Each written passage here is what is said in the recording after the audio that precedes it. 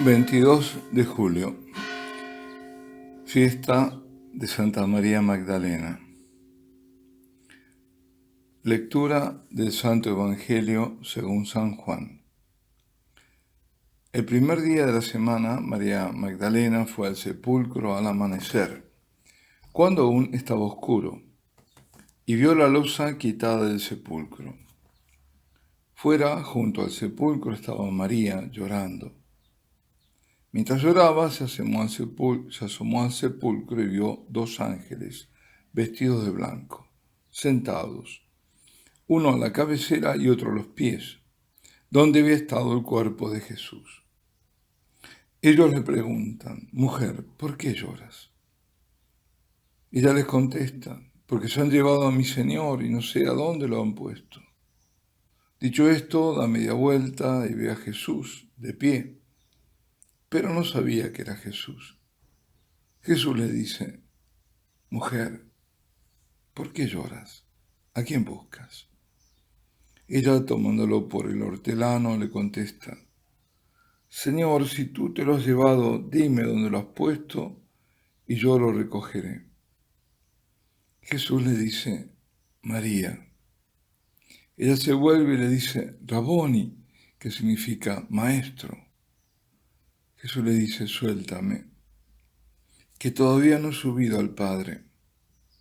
Anda, ve a mis hermanos y diles: subo al Padre mío y Padre vuestro, al Dios mío y Dios vuestro». María Magdalena fue y anunció a los discípulos: «He visto al Señor y ha dicho esto». Palabra del Señor. Para algunos padres, en general para la Iglesia latina, María de Betania, hermana de Marta y Lázaro, y la pecadora a quien mucho se le perdonó porque mucho amó, y María de Magdala, a quien el Señor le había expulsado 7 demonios, y que estuvo al pie de la cruz y fue la primera, según la Escritura, en ver al resucitado, eran la misma persona y única persona, y por eso se la celebraba en el mismo día. Santo Tomás de Aquino la llama la apóstola de los apóstoles. Se la conoce como Magdalena por la aldea de Magdala, de pescadores, en la ribera occidental del lago de Tiberíades. Era un centro comercial vinculado a la pesca, de importancia además. En el siglo pasado justamente hubo excavaciones llevadas a cabo por los franciscanos del Studium Biblicum Franciscanum de Jerusalén, que sacaron a la luz una parte de ese, tejido urbano, con una gran plaza, con una mansión, una vila, ¿no?, con mosaicos y un complejo termal. También aparecieron estructuras portuarias. Más recientes excavaciones, bastante recientes, pues son del 2009, descubrieron una sinagoga, una de las más antiguas de Israel, y está situado en un camino que unía a Cafarnaúm con Nazaret, donde muy probablemente había enseñado Jesús. Bueno, volvamos a María. María Magdala aparece en el capítulo 8 de San Lucas. Cuando Jesús iba por las ciudades y pueblos anunciando la buena noticia del reino de Dios, y con él iban los 12 y algunas mujeres que habían sido curadas de malos espíritus y de enfermedades, y los servían, dice, con sus bienes. Bueno, es entre estas mujeres que está María, llamada la Magdalena, de la que habían salido, como dije, 7 demonios. El evangelista no especifica qué demonios, pero desde antiguo se dijo que había sido una prostituta, aunque no lo dice en ningún lado, ¿no? Y se la vinculó a la pecadora de aquel capítulo anterior, del capítulo 7 de San Mateo, en el que se narra su conversión. Lo recuerdo, ¿no? Esa pecadora que había entrado en la casa de un notable fariseo y que había ella derramado aceite perfumado en los pies de Jesús y los había bañado con lágrimas de profundo arrepentimiento, y había secado los pies del Señor con sus cabellos.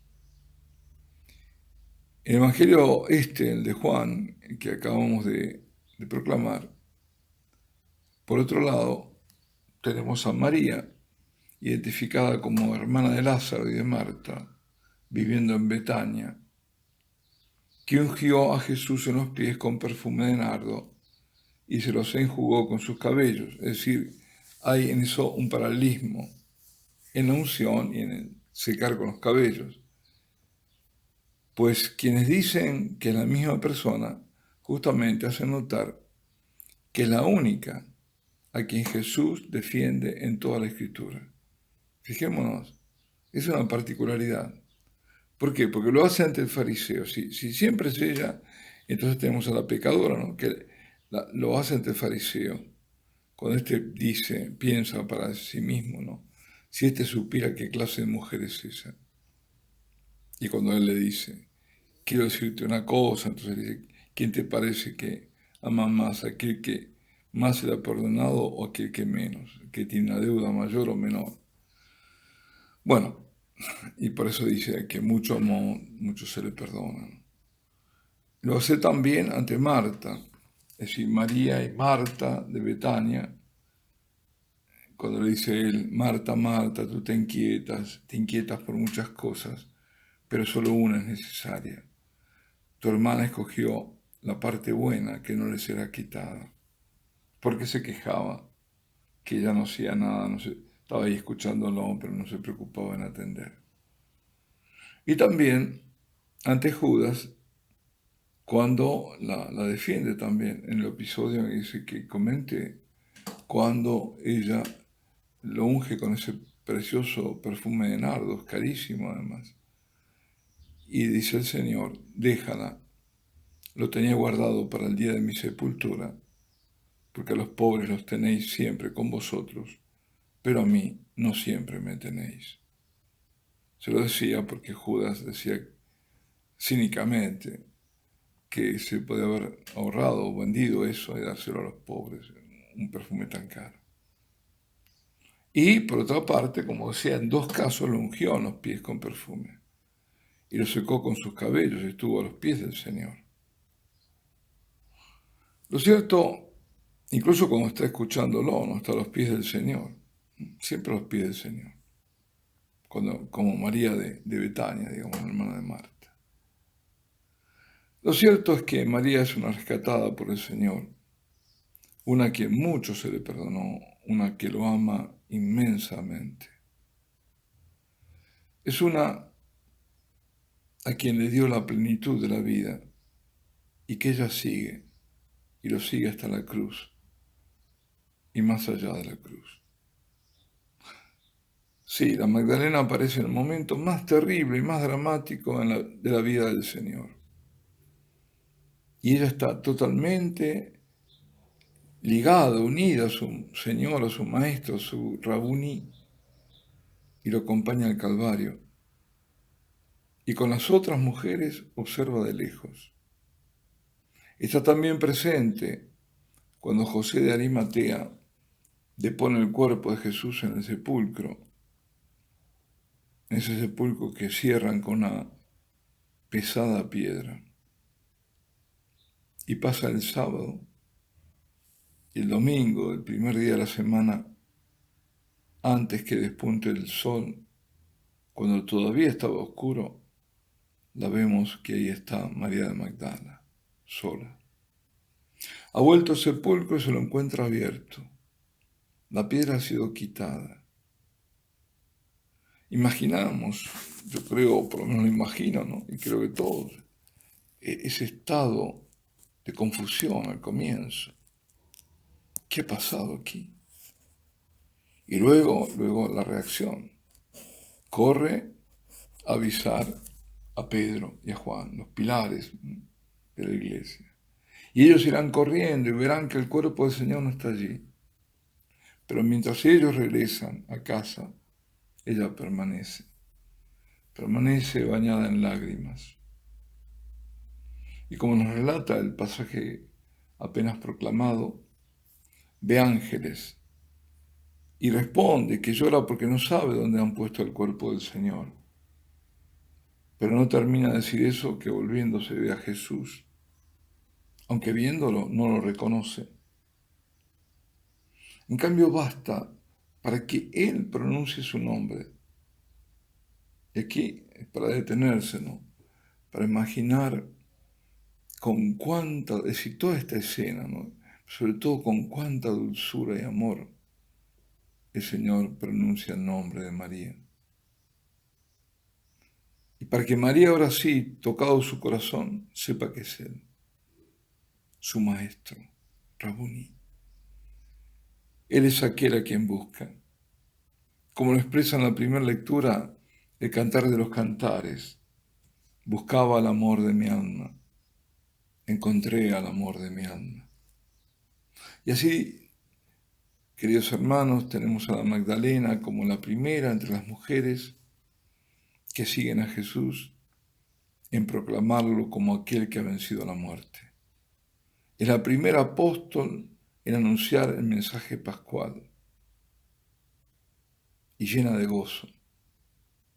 El Señor ha resucitado de la muerte. Verdaderamente Él ha resucitado.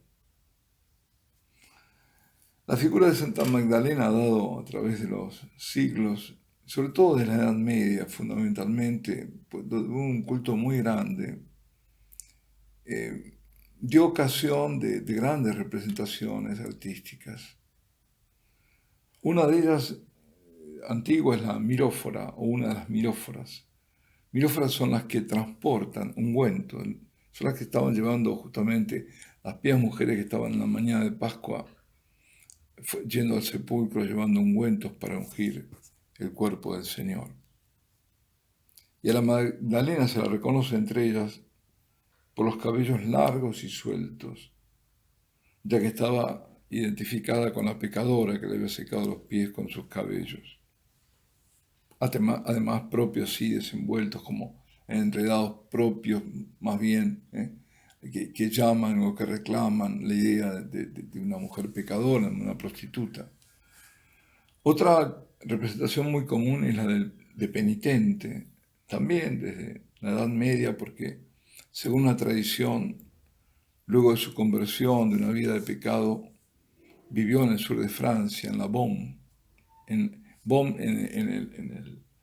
en dialecto local de la provenzal, la lengua d'oc, se le llama la cueva, una cueva. Pero también Beaume puede ser, llama al mismo tiempo la idea de bálsamo, ¿no?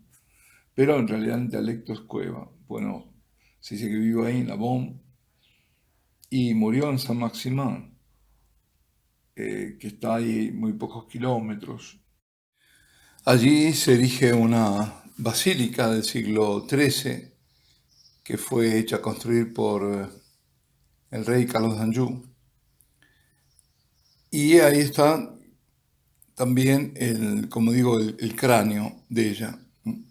Está ahí en la cripta, es donde la reliquia más importante. Por eso ha habido siempre en Francia, sobre todo en el sur de Francia, pero en toda Francia, un gran culto a María Magdalena y una vieja tradición de que ella había evangelizado el sur de la Francia y que había ido ahí, había llegado junto con sus hermanos, con Marta y Lázaro, y Maximin, que era el obispo, y justamente dicen que, bueno, murió ahí. Ella cuando baja de la cueva va hasta ahí, porque ya se sentía que le había llegado su momento. Y ahí fue justamente ahí donde está la basílica. Pues en general la representan también como penitente, ¿no? Con un hábito muy similar al del Bautista, o solo cubierta sus cabellos. Estas representaciones son sobre todo en la Edad Media, donde hubo un gran culto. Y en estas figuras no hay belleza exterior, el rostro se lo ve muy demacrado, marcado por los ayunos, las vigilias nocturnas de oración, pero iluminada de una belleza interior, porque al encontrar al Señor había encontrado la verdadera paz y la alegría. Hay una estatua de la Magdalena penitente, que es una obra maestra de Donatello, esculpida, está en el Baptisterio de Florencia. También otra de las representaciones es al pie de la cruz. En general son 4, ¿no? La del pie de la cruz, especialmente, una representación de muy fuerte dramaticidad. Y hay una sobre todo que es la de Masaccio, está en Nápoles, en la que a la Magdalena se la ve de espaldas, está bajo la cruz, con los brazos elevados hacia Cristo y con sus largos cabellos rubios que caen sobre un gran manto rojo. Muchas veces también se ha hecho resaltar como un contrapunto, ¿no? El dolor compuesto de la Virgen en contraposición del de la Magdalena. En la Pietà de Tiziano, ella avanza como para llamar la atención a todo el mundo, para que vean la injusticia de la muerte del Señor, que está yaciente entre los brazos de su madre. Y así en otras, en las que expresa con fuerza y de un modo así muy expresivo, muy manifiesto su dolor. Pero también hay un cuarto tipo de representaciones magníficas también, como las del Giotto o la del Beato Frangélico, que muestran el momento del encuentro con Jesús, justamente el del relato de hoy, ¿no? Cuando Él la llama por su nombre. Es la iconografía llamada el Noli me tangere, es decir, no me toques, que ahora traducen como no me retengas. Es el instante cuando se siente llamada por el Señor, que para mí ha sido siempre muy emotivo, porque, no sé, me ubico, me parece que yo estoy escuchando, que es ese llamado personal que el Señor hace a cada uno. Y si conectamos o vinculamos a esta mujer ya totalmente convertida, una gran santa, que tuvo una vida de pecado, pero que supo reconocer a su Salvador y luego escucharlo, contemplarlo, sobre todo de aquel otro episodio, ¿no? Donde está a los pies del Señor, escuchándolo. Entonces, podemos también nosotros decir que los momentos de silencio, de adoración, cuando está en la mayor potencia la escucha, en esos momentos también cada uno puede escuchar su nombre. El Señor nos conoce a cada uno.